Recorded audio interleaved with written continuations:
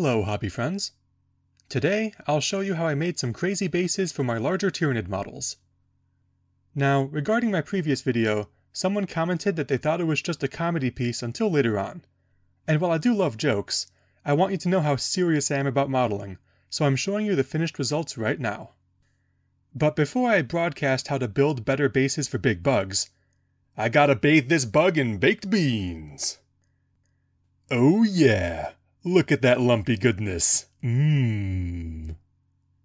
You can even see a couple of the tiny lard chunks in the mouth next to the tongue. Oh, and yes, I did eat the beans afterwards.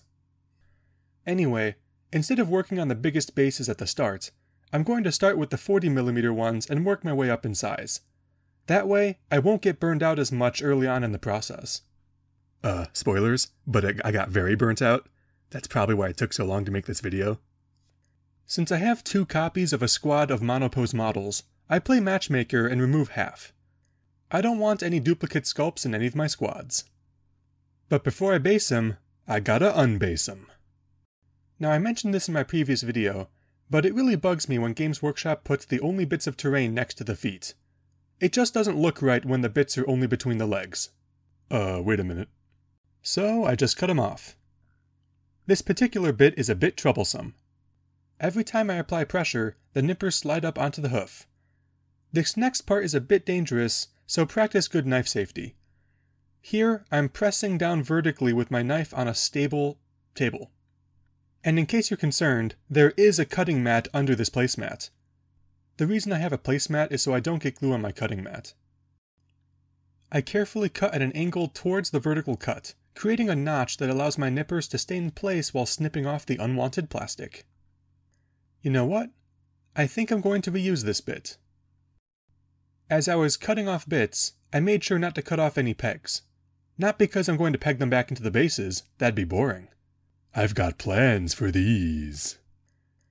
On to the first reposing of the video. Actually, it's the only reposing of the video. Oops, I broke the peg leg. I mean leg peg.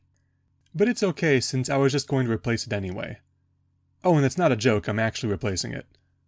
First I carve a notch, then drill a hole perpendicular to the leg. Then, once it's deep enough, I switch to a diagonal approach. My angle is to angle the leg by drilling at an angle. I get a peg in that leg, then I pop it in the socket. After the test fit, I cement it in place, and I also glab a bunch of cement around the join for added insurance. Now, it's time for a technique you may have never seen before. I shave a thick sliver of plastic off a GW plastic sprue. I snip off the pointy ends and cement it in the gap under the hip. The curved nature of this shaving makes it a near-perfect fit. No need for green stuff or milliput when plastic does the same thing. At least in this case. By the way, if you haven't figured out why I've angled this leg, well, you'll find out soon enough. On the topic of sprue usages, they are a part of my plan for attaching these minis to their bases. I want to utilize the pegs that were molded as part of the minis as stilts. The idea is that I can cement the pegs to the top of the plastic base and fill in the space around them with foam clay, resulting in an elevated mini. The sprue will allow me to heighten the model even further. With the stilts in place, it's time for the base. Let's start the bases with some polymer clay. I press the clay into a sort of terrain shape, and press it again with a rock so I can steal its texture. If you want your clay rocks to rock, nothing rocks more than a rock that rocks at shaping rocks. Once it's to my liking, I scrape, slice, and pry it off with my knife. I don't really know what to call this technique. And I place it in place on an aluminum sheet that will be placed in the oven. I made a few more. Just a few. I think I'm going to have to scrape the clay residue off this base later. Oh, and I also made these little rocks. I may or may not use them. Well, time to put them in the toaster oven. And, I left a note to myself that said the oven smelled like waffles. I don't think I made any waffles. Clay's done. Nice and hard. Like rocks. Speaking of rocks, actually, this one almost looks like a real rock with all those different colored veins. Oh yeah, Gotta scrape the clay off this base. All clean. I hold the Mini to the base and trace where I want the stilts to attach. When tracing the base, keep pace and don't haste. I trim some of the clay terrain pieces and glue them down next to the traced areas. Now, here I'm starting to run into a problem. I meant to make skinny walls to extend the base rims for a more interesting silhouette for the base, but I got carried away and sculpted huge chunks instead. Since these clay parts are now overlapping the traced area for the stilts, I'm going to have to spend extra time making these pieces fit together. I carve into the clay which, despite being softer than plastic, is still difficult due to the thickness. Also, this is dangerous. Do yourself a favor and maybe don't use a plastic cement bottle as a cutting mat. Though I was able to get the chunk removed without incident. Whoops, looks like all the strain of test fitting has weakened the bond between the stilt and the model's hoof. Instead of cementing it back on, I rip off the piece of sprue and cement it to the base. Because it was initially on the Mini, I know it's the right height, so I can just put it on the base first. Before I go any further, I trim the rim. Then I gouge part of the sprue out to open up a gap between these rock faces. While the cement dries, I get to work gluing clay parts onto another base. Back to the first one, I put down cement and cement the Mini down, though it doesn't want to sit flat. Oh, there's a gap in the back. A back gap. I'm not sure what caused this, but I cut a filler piece from more sprue and re-cement the Mini. This time, it looks like it's actually stable. On the second Mini, I traced the peg stilts, but only on the clay this time. Once the footprints are traced, I drill them out and widen the holes with my hobby knife. I widen them with the knife because I don't have a drill bit wider than 3mm. After I test fit the pegs into the holes, I scuff up the pegs and glue them in place. I attach the others onto their bases too. This is how it's supposed to be.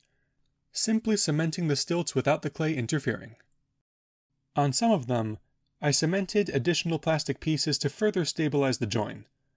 I won't need them long term, because this is a plastic-to-plastic bond, but until the cement is fully cured, I don't want to take any chances on the model leaning over or something. Okay, it took longer than expected, but now that I have the first squad done, I get to work on the second. Some of the stilts need an extra millimeter or two of extra height, so I break out the hobby-grade plasticard. I will admit, it can be a bit tricky to determine how high to make some of these stilts. But anyway, enough of this stilt talk. Let's get to the fun part. The bits. For these bits, I'm going to make them out of clay. Oh yeah, I'm making them myself. I make some small shapes that I'll probably do something with later. Then, I get out a small length of armature wire and gently press nicks into it with my hardier pair of nippers. These abrasions will help the soft clay grab onto the wire for sculpting. I bend the end over, pinch the bent part flat with a pair of pliers, then sandwich it between 2 wads of polymer clay.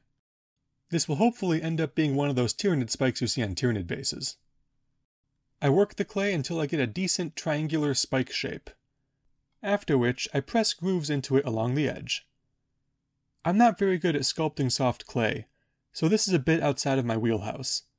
The grooves are widened with the back of my hobby knife. I also lay a long, tentacle-like, veiny thing on the front. Once done, I clip the wire while holding onto it with a pair of needle-nose pliers. Very carefully, I drop it onto an aluminum sheet for baking. So, the plastic Tyranid spike part here has an armored spike part and a bulbous veiny part below it. Now, after the fact, I've come to realize this is probably just a rock, with some little veins on it, but at the time, I thought it was some sort of organ. So, I started making those for the larger spikes. Okay, they're out of the oven. Whenever I bake only a handful of parts, I like to fill a bunch of other molds to sort of make up for the lack of parts. I mean, there's nothing wrong with baking only a few parts, I'm just weird, I guess. Though there are some molds where I can't pull the clay out of the mold until after it's baked, and for those things I do try to fit them in every time I bake stuff. Examples include these Gundam thrusters. I have a lot of secondhand Gundam figures that are missing thrusters. Anyway, now that the bits are hard, don't read into that. I get to the part that I'm actually good at. I take my hobby knife and carve the sides of this rough shape until it shapes up to being shipshape. The blade I'm using is a bit on the dull side. I wouldn't cut towards myself like this with a fresh one. Once the shape is nice and crisp, I cut off the bottom and start drilling a hole. I widen it until I can fit a 3mm plastic rod inside. This rod will serve as a handle for later sculpting steps. This medium spike is starting to get there. I mark lines where I want the ridges to go, and make sure they all match up all the way around the spike. Then, I carve them by making shallow incisions along the lines, followed by angled cuts. Once the cut meets the incision, the bit of clay should pop away, revealing the ridge depression. Here, I carved away too much material, so I'm gluing the part I cut off back on so I can have a second go at it. After all of the copious carving is complete, I draw a line where I want to add the vertical vein. Then I cut little wedges out of the ribs where the line is. Now that I have a trench, all I need do is lay a skinny clay vein piece over said trench. I glue it down and snip off the excess. There we go, starting to look like one of those Tyranid meat plants. To finish it off, I'm going to glue this clay offcut around the vein at the base of the spike plant thing. I should probably learn what these things are called. After a bunch of superglue and baking soda gap filling, I have a completed meat plant. Now I just have to do all those same steps on the big one. And thanks to video editing, the ridges are sculpted. Oh no, is that a hole I see? No need to fret, I fill it with some soft polymer clay. And while I'm adding clay, I add this long skinny piece to add more detail to the spike. Except, it doesn't appear to want to adhere. Some frustration later, and both sides have an extra vein detail. Just like with the medium-sized spike, this large spike needs a spike at the base of the spike. I push on more uncured clay, but it ended up pushing one of the new vein details off the piece. I slice a small bit off and press it back into place. There, that should do for now. I snip the exposed peg off of the medium spike, as well as the extra bits from the small spike. Okay, this next part I'm crafting is the part I ended up not using, so I'm just going to show a montage of working on it. It was meant to be a veiny organ kind of thing that the spikes would be growing out of, but I decided not to use it since it was too big for most of the bases. I did learn a cool sculpting technique though, so maybe I'll use that for a future project. With the added clay baked, I've finished carving up the large spike's lower spike. Here are the two custom spikes side by side. Now for the fun part. Making clay copies. Just need to melt down some old molds. For some reason, this piece of Oyamaru is filled with tons of micro bubbles. Yeah, I have no idea. Anyway, it's time for Pocketmon cards, courtesy of a doubly arched fast food place. The cards look sorta neat, but I'm actually after the box. I found that a mug of hot water can actually warp a cutting mat, so I'm using this box as a coaster. I should probably get an actual coaster. Oh wow, you can actually see the steam coming off of the mug. I'm going to use the bottom of this plastic mini bits box as a molding platform. For the veiny organ sac I ended up not using, it's as simple as pressing the very hot Oyamaru all over it. This will be a one-part mold. The small spike gets completely enveloped. I'll come back to that one. The medium and large spikes are both pressed into blobs on the box's surface in preparation for the second half of a two-part mold. When making two-parters, make sure to leave some impressions to help the halves align. By the way, you can always cover the mug with something flat to help retain the heat when you're not using it. Back to the small one. I'm planning on making an incision along the side, but I think this knife blade is too dull for the task at hand. I view the blade head-on to see if I can see a skinny reflection. If I can, that means it's dull. My grandpa taught me that when I was a kid. I switch to a new blade, and oh boy, do these super pointy, razor-sharp blades make me nervous. I start cutting very carefully, and even though I'm using a fresh blade with a slight sawing motion, it's still met with some resistance. I peel the mold apart to remove the part, and I'm left with you know, I don't know what to call this kind of mold.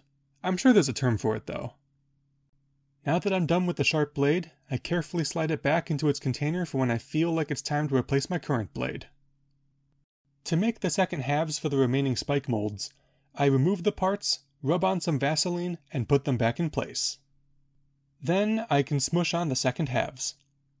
I put too much on this one, so I had to cut off the excess while it was still malleable. Though I could have also just waited until it solidified. I mean, it all gets melted down anyway, so. It's always fun to demold, and these ones are looking pretty good. With the molds ready, it's time to get filling them. I try out a new idea I had to recycle hardened clay offcuts by wrapping them in uncured clay and pressing them into the mold. Looks like it worked, but again, this is one of those I didn't use them pieces. For one of the spikes, I tried recycling an extra skinny clay rod by bundling it in more clay. After I pressed the mold halves together, I noticed some thick flashing. This is not unexpected from this kind of molding process. I simply need to cut it away and re-sandwich the mold. And rinse and repeat. Finally, I have something that looks passable. I work my way around the outside of the mold, peeling back the edges until I can release the still soft part without smushing the detail. Also, I'm pretty sure that the rigid rod inside helped keep the soft clay from warping at this stage. Something I forgot to do for all the subsequent copies. The small spike had its own learning curve, but eventually I got the hang of that one too. The bits are baked. And they're looking okay, except for one that's horribly misaligned. The small ones are actually looking pretty good. But, here's the thing. I sorta lost the mold. And I only made 2 copies. And the original was damaged in the demolding process. It's not too bad. The slashed section is on the side of these bumpy bumps. So I carved it away, and hopefully no one will ever notice after the copies are eventually painted. I make another piping hot mug of thermoplastic and get to smushing all over that bit. And just so you know, it's been a few months since I recorded this, and I still haven't found the mold. This time, I just couldn't be bothered to swap out the slightly dull blade. Despite that, it did peel apart just fine. Got more bits. And even more bits. In addition to the tiny spikes, I made copies of a guardsman las rifle using a 1-part mold, as well as some helmets. Let's combine these. And we'll throw in the earlier bits. Oh boy, is this a lot of bits. Well, it's time to get cleaning. Cleaning up every single one of these. The rifles were not very much fun, as I had to recarve a bunch of detail on the back of each of them. I mean, there were only 10 of them, but still.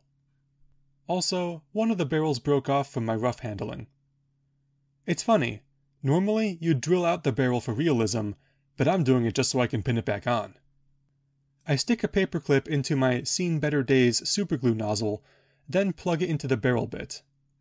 Once solidified, I snip the clip with my pliers, careful not to let the bit shoot off into oblivion like they have a tendency to do. Upon test fitting, I see that the barrel is slightly misaligned by a fraction of a millimeter. That's good enough. I glue it in place, then I glue the stock in place, because I broke that part off too. Then I glue another stock in place, because apparently I can't stop breaking these things.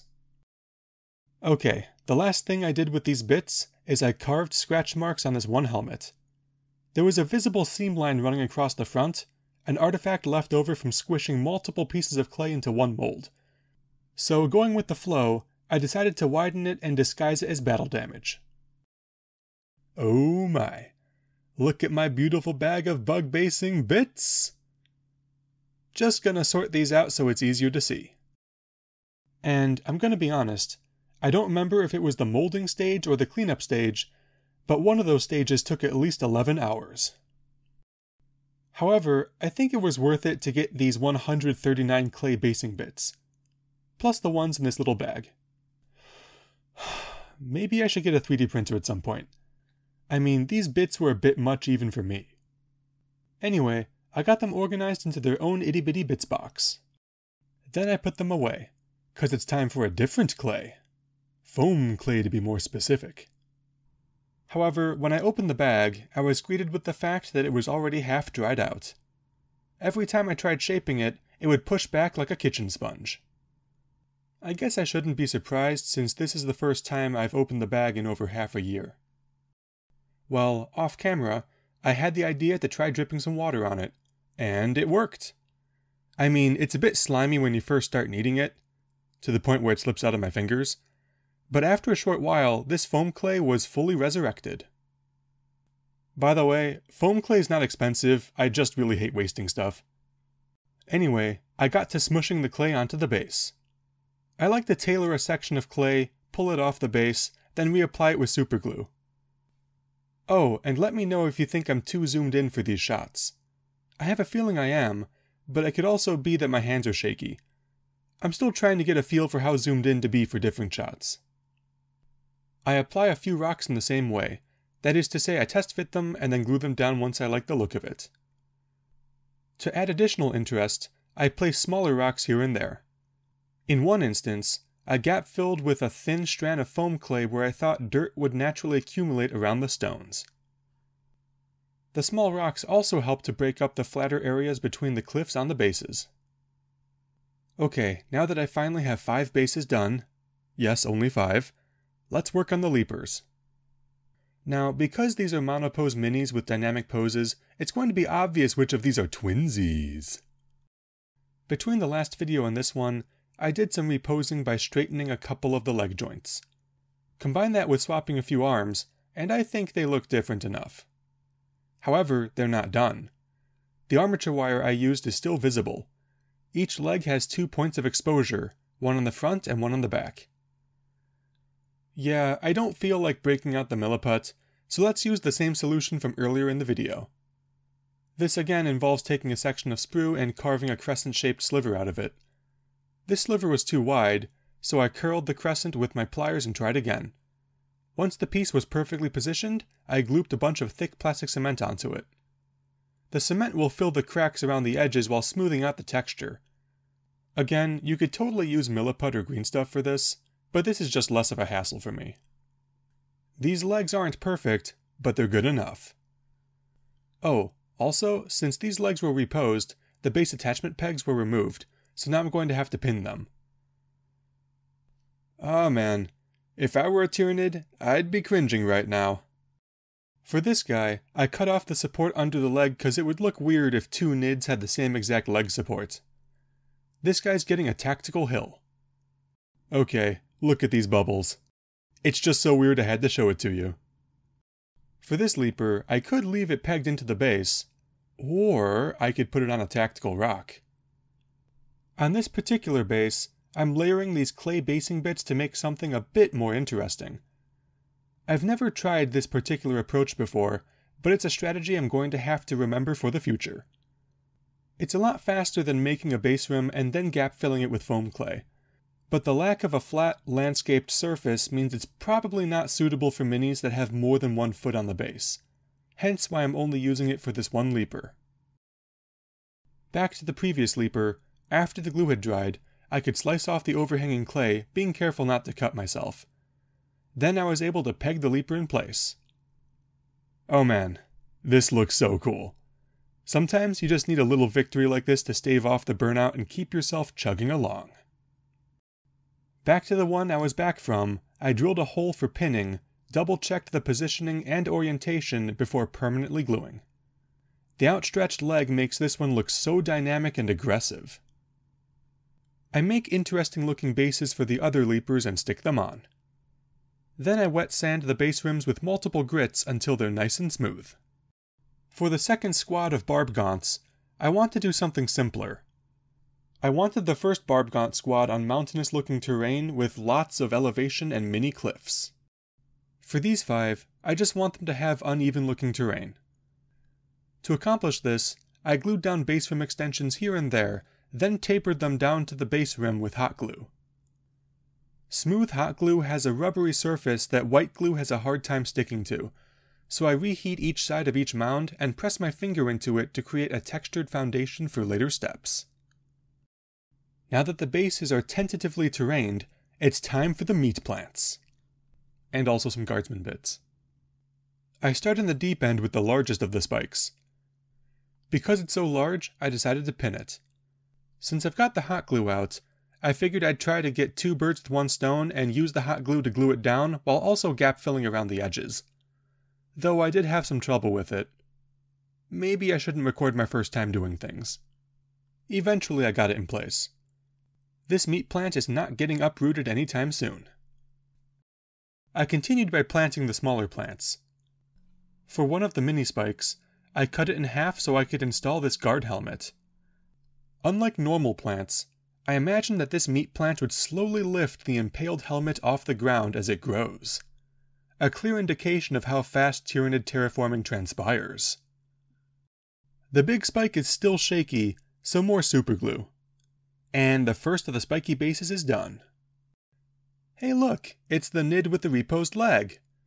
Let's make a little incision between the legs. A normal step in the modeling process. Then I bust out my 1mm drill and start drilling the nether region. Don't read into that. Once the hole is drilled, I test fit a piece of wire. Yeah, I think you can see where I'm going with this. After more test fitting, I carefully and quickly glue it in place. I also sand the wire to decrease the likelihood of paint chipping. I should have probably done the installation before I put it on the base, but whatever. Before not too long, I have 5 spiky bases completed, along with these 2 leaper bases. Just 1 spiky base to go. And for this leaper, I have something special in mind. Don't worry, this is the last segment of this long video. Almost there. Anyway, here are some Imperial Guard minis I procured at Adepticon. They were about $1 to $2 per mini. My goal here is to incorporate a dead guardsman on the last leaper. Not on the base, but on the leaper itself. But instead of reposing one, I think I'll just try sculpting one from scratch. I'll use this guy as a reference since his legs are in a bit of a running pose. So I made a clay rod here that's about the width of his leg. And this clay piece is about the right size for a waist, I think. Time for some clay goodies. Oh, by the way, when I was recording this, a solar eclipse happened. It sort of caught me off guard, pun intended, probably because I live under a rock. Either it wasn't a full eclipse where I live, or I missed part of it, I don't know. I didn't really have time to prepare, so I'm just using the pinholes in the pizza pan to show the crescent-shaped shadows. I also got this time-lapse shot. If you look closely, you can see the crescents become closer to a circle shape as the eclipse subsides. Though I didn't think to account for the movement of the shadow over time. Whoops. Back to the guardsman bod, I'm not going to narrate every step of the process, but in summary, I worked on each segment of the body, carving away and adding bits of clay until they looked close enough to a human form. I used armature wire to try out different angles for the legs until I got a pose I liked. The boots were a bit challenging, but they weren't too bad. They were also pinned with armature wire for stability and to make sure the pose was right. When it comes to putting this body on the model, I want it to be hanging from the, whatever this appendage is called. And I want it facing the Tyranid's face, like the Leaper is having a snack. To make this poor soldier look half-eaten, I drill a couple of holes and use them as entry points to carve chunks out of the abdomen. That sounded more graphic than I intended. I carve little notches here and there to give a half-eaten granola bar kind of look. I also glue on some offcuts to extend the flatter areas for maximum zigzagginess. And with that, I think the body is ready to be mounted. Don't read into that. To mount it, I snip off part of the stabby arm, then another snippy snip. I drill yet another hole, then carefully carve a valley into the end. That way, the cylindrical leg will be flush with it. I mark where the arm intersects with the leg on the leg. More drilling, test fitting. I estimate where to put the hole on the other side and drill that one too. By this point, I had somehow lost the end of the stabby arm. I looked all over, under my desk, behind my chair. After about 5 minutes, I realized the one place I had yet to check. Under the model I'm working on. But even if I had lost it, I could have just made a new one. I do a final test fit before gluing the pieces together. Something I noticed that this reference guard mini has are pouches. I mean, it's not a 40K mini unless it has pouches, right? For further detail, I set the scene with a gun and a helmet on the base. These helmet copies I made came out of a one-part mold, so I had to hollow this one out myself. I apply super glue and try to smooth out some of the tool marks. And just like that, this mini is almost done. There's one more element that needs to be present. The gore. For that, I was thinking of using this E6000 glue. I don't have the coveted Uhu glue, but this should work just fine. You know it's the good stuff when it smells like chemicals. Before putting it on the model, I had the foresight to try testing it on this paperclip. It seems to have a reasonable amount of durability when it's not too thin, but I had a hard time controlling it. So I'll just use more hot glue. Hot glue is one of those tools/supplies that is cheap and can be found pretty much anywhere. So the more uses it has, the better. In this case, I'm experimenting to figure out how to manipulate the glue into uniform strands. As far as I know, this is how you get full control over your gore strands. And I love to be in control. Don't read into that. I also test to see how strong the glue strand is. Once I have enough samples, I clip the ones I want off of the cardboard I was using. Some of these strands are uniform enough where they almost look like fishing line. In terms of adhering, I thought about melting the end of the strand, but it seems like it just disappears into the tip of the glue gun. Instead, I'll cut them to length and superglue them. Though, while I was test fitting, I found that weaving the strand between the mouth tentacles resulted in a snug fit without using glue. This was a total happy accident, but hey, I'm not complaining. Now I just need to curve it up to the spinal column. Oh yeah, I made a spinal column out of armature wire. After a bunch of fiddling, I got the gore glued down. It wasn't hanging straight down, so I tried heating the hot glue strand by hovering the glue gun nozzle under it and bending it while it was a bit more pliable. This was only partially effective, I think. I added a second strand, though it didn't really want to be added. It was like trying to get a cat into its carrier for the vet. Though the second end of that strand was much more compliant. I'm so happy with how this model turned out. The lower leg of the guardsman is bent a little too much, but that's what I get for changing the orientation partway through the process. Maybe the Tyranid is causing the legs to spasm as it devours the spinal column. If you've made it this far, thanks for watching. It really means a lot to me. Now, just like the poor guardsman, I'm gonna have to leave you hanging. I have the footage for the rest of the bases, but this video's gotten pretty long, so I'm splitting the content among 2 videos. Part 2 will be coming out soon. Until then, have a good one.